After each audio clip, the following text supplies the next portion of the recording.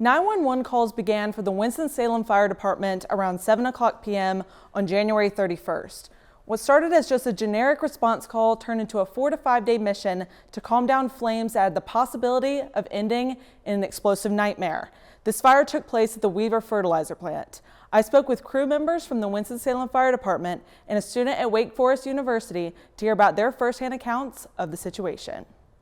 Bright orange flames and clouds of smoke filled the air the night of Monday, January 31st in Winston-Salem, North Carolina. The Weaver Fertilizer Plant caught on fire, and the Winston-Salem Fire Department was some of the first emergency crew to arrive at the scene. Well, when I first arrived, I had to first figure out where our water source is going to come from, as much water as we needed. The amount of water that I knew was going to potentially flow on that fire, that was the main concern first. On the first night of the fire, the crew used about 4 to 5 million gallons of water, but the flames still remained. There was about 600 tons of explosive ammonium nitrate located inside the plant that reached about 6,500 people within a mile radius.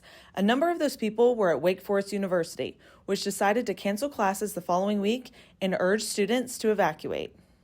I think that first night, so Monday night, there's just a lot of panic because no one really knew what was happening, and there was a lot on Twitter about it. So I think that there was a lot of panic, but then once things kind of settled down and we understood what was actually going on, it was more just the air wasn't super clean, and so it was kind of a why would you stay?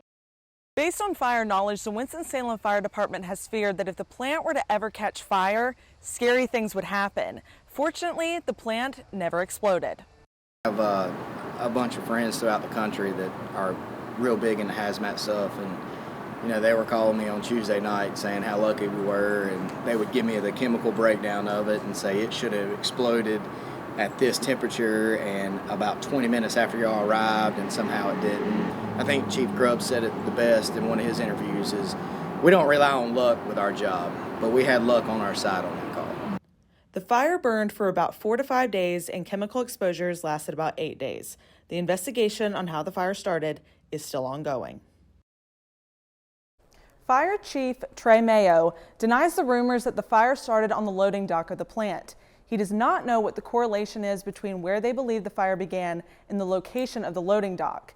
It has not been revealed as to where the fire started because it might compromise the ongoing investigation.